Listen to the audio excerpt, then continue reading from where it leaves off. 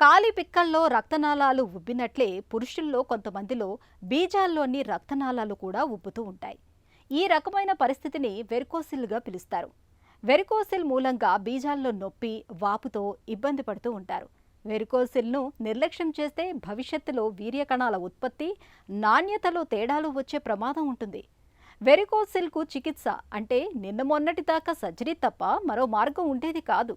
అయితే ఇటీవలి కాలంలో ఎంబోలైజేషన్ అనే సరికొత్త విధానంలో పెద్దగా కోతలు పెట్టకుండానే వెరికోసిల్ను బాగు చేస్తున్నారు. వెరికోసిల్కు కోతలేని చికిత్స ఎంబోలైజేషన్ విధానం గురించి ఇప్పుడు తెలుసుకుందాం.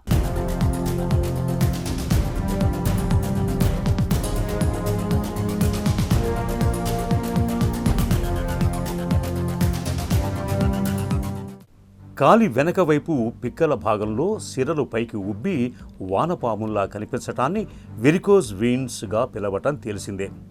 ఇలాంటి పరిస్థితే వృషణాల్లో తలెత్తినప్పుడు దాన్ని వెరికోసిల్గా పిలుస్తారు. ఇలా బీజాల్లో వెరికోసిల్ తలెత్తటం వల్ల వృషణాలు బరువుగా లాగేస్తున్నట్లుగా ఉంటుంది. గజ్జల్లో అసౌకర్యంగా అనిపిస్తూ ఉంటుంది.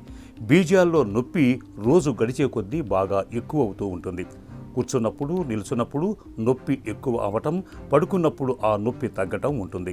వెరికోసిల్ రావటానికి ఖచ్చితమైన కారణాలు తెలియవు.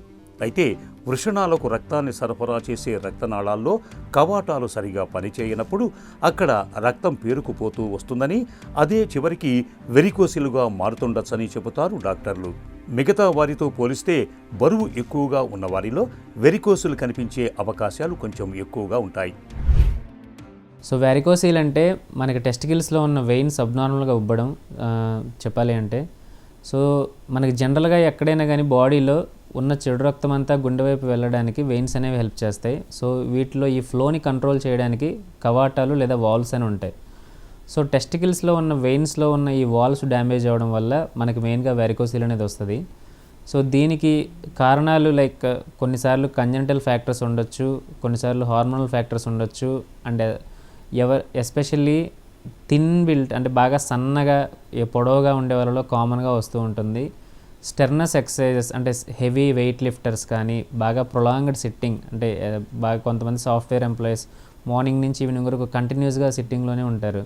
సో వీళ్ళలో ఏంటంటే మనకున్న గ్రావిటేషనల్ ఫోర్సెస్ వల్ల కూడా ఏంటంటే కాన్స్టెంట్గా బ్లడ్ పూలింగ్ అనేది ఉండిపోతూ ఉంటుంది అనమాట. సో వీళ్ళు మెయిన్గా రిస్క్ అనేది చెప్పొచ్చు. Left side right side compare చేస్తే మనకి లెఫ్ట్ సైడ్ అనేది రిలేటివ్గా కామన్గా వస్తూ ఉంటుంది. అది కూడా ఏంటంటే మనకున్న ఎనాటమీ ఫ్యాక్టర్స్ని బట్టి కాన్స్టెంట్గా మనకి టెస్టికల్స్ దగ్గర ఇబ్బందిగా ఉండడం, వాపు ఫీల్ అవ్వడం, and dragging pain, sometimes radiating అంటే బ్యాక్ సైడ్కి వెళ్ళడం కానీ, మెయిన్గా వాపు, పెయిన్, ఒక స్లైట్ డిస్కంఫర్ట్ అనమాట. అంటే లైక్ చాలామంది పేషెంట్స్ చెప్తూ ఉంటారు, సరే ఏదో డిస్కంఫర్ట్గా ఉంటుంది కానీ అర్థం అవ్వట్లేదు అని. So when I use to do scans అప్పుడు వెరికోసిల్ ఉందని అర్థమవుతుంది. So pain, discomfort and dragging, swelling ఇవి మెయిన్గా మనకు ఉండే లక్షణాలు వెరికోసిల్ వల్ల. వెరికోసిల్ అనేది సాధారణంగా ఎడమవైపు బీజంలో ఎక్కువగా చూస్తుంటాం. అధిక బరువుతో బాధపడే మగవారిలో వెరికోసిల్ తలెత్తే అవకాశం ఎక్కువగా ఉంటుంది. బీజాల్లో నొప్పిగా ఉన్నా, వాపు కనిపిస్తున్నా, వృషణాల్లో ఏదైనా బరువైన పదార్థం ఉన్నట్టు అనిపించినా, రెండు వృషణాలు ఒకే సైజులో లేవని అనిపించినా వెరికోసిల్ ఉందేమోనని అనుమానించాలి. వెరికోసిల్ తీవ్రత తెలిపే పరీక్షలు చేయించుకోవాలి. వెరికోసిల్ను నిర్లక్ష్యం చేస్తే బీజాల పరిమాణం తగ్గిపోయే ప్రమాదం ఉంటుంది. అలాగే మరీ యుక్త వయసులో వెరికోసిల్ తలెత్తినప్పుడు అది వీర్యం ఉత్పత్తిపైన, వీర్య కణాల నాణ్యతపైన ప్రభావం చూపే అవకాశం ఉంటుంది. వెరికోసిల్ను సాధారణ అల్ట్రాసౌండ్ స్కానింగ్, స్క్రోటస్ డాప్లర్ స్టడీ పరీక్షల ద్వారా సులువుగానే పసిగట్టవచ్చు.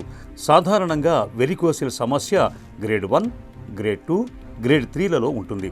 వెరికోసిల్ గ్రేడ్ 1, గ్రేడ్ 2 ఉన్నవారికి ఎలాంటి శస్త్రచికిత్స అవసరం ఉండదు.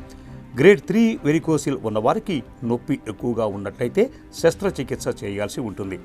అయితే ఇటీవల కాలంలో సర్జరీ అవసరం లేకుండానే ఎంబోలైజేషన్ ప్రక్రియ సాయంతో వెరికోసిల్ను చక్కగా సరిచేయొచ్చని చెబుతారు డాక్టర్లు. మగవారిలో ఇన్ఫెర్టిలిటీకి one of the most common reason varicocele అండి. సో నెగ్లెక్ట్ చేస్తే వెరికోసిల్ నెగ్లెక్ట్ చేయడం వల్ల ఇన్ఫెర్టిలిటీ రావచ్చు. And at the same time very రేర్గా టెస్టికులర్ ఎట్రోఫీ అనేది కూడా రావచ్చు. బట్ అది వెరీ రేర్. అంటే మనకి వృషణాలు అనేవి బాగా చిన్నవైపోతాయి అన్నమాట. సో ఇవి మెయిన్గా వచ్చే కాంప్లికేషన్స్. రొటీన్గా మనకి వ్యారికోసీల్కి ఉన్న ట్రీట్మెంట్స్ వచ్చేసి వ్యారికోసీలెక్టమీ లేదా రీసెంట్గా డెవలప్ అయిన మైక్రో సర్జరీ.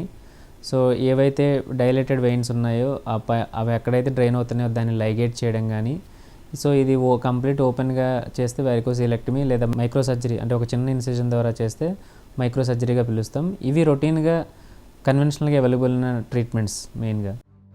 మొక్క ఏపుగా పెరగాలంటే దాని వేర్ల నుంచి నీరు చక్కగా సరఫరా అవుతూ ఉండాలి. వేర్ల నుంచి నీటి సరఫరా ఆగిపోతే మొక్క క్రమంగా వాడిపోయి చివరకు ఎండిపోతుంది. ఎంబోలైజేషన్ ప్రక్రియలోని ప్రాథమిక సూత్రం ఇదే. ఎంబోలైజేషన్ విధానంలో ముందుగా ఎక్స్రే గైడెన్స్ సాయంతో బీజాల్లో చెడు రక్తం పేరుకుపోయిన సిరలోకి కాథెటర్ని పంపిస్తారు. తర్వాత చిన్న పరిమాణంలో ఉండే కాయిల్స్, బెలూన్ల వంటి వాటిని పంపి ఆ సిరను బ్లాక్ చేసి రక్త సరఫరాను దారి మళ్లిస్తారు. దీంతో కాలం గడిచే కొద్దీ వెరికోసిల్ క్రమంగా మాయమవుతూ వస్తుంది.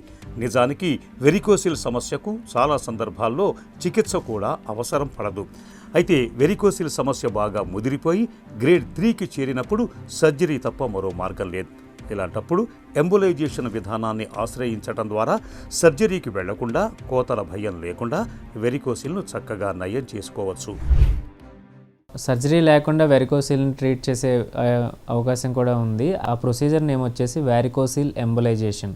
సో వ్యారికోసిల్ ఎంబోలైజేషన్ అనేది ఒక మినిమల్లీ ఇన్వాసివ్ టెక్నిక్.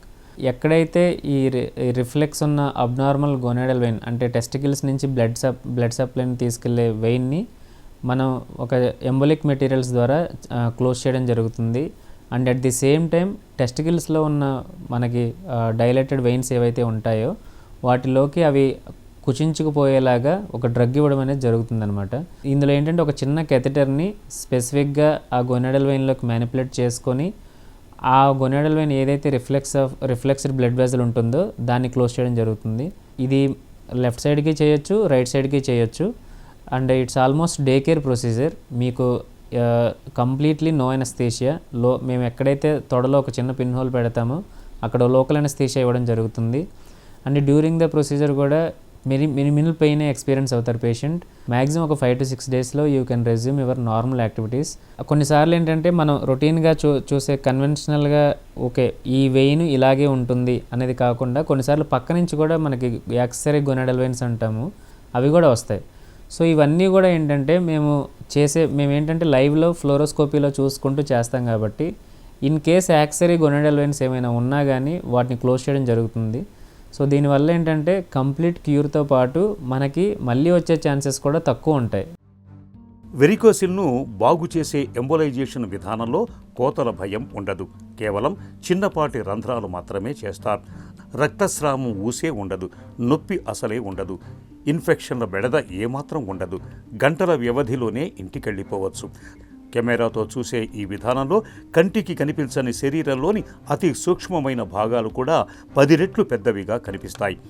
దీనివల్ల ఎంబోలైజేషన్, లాప్రోస్కోపిక్ సర్జరీని ఎంతో నిక్కచ్చిగా, సులువుగా చేయటం సాధ్యమవుతోంది.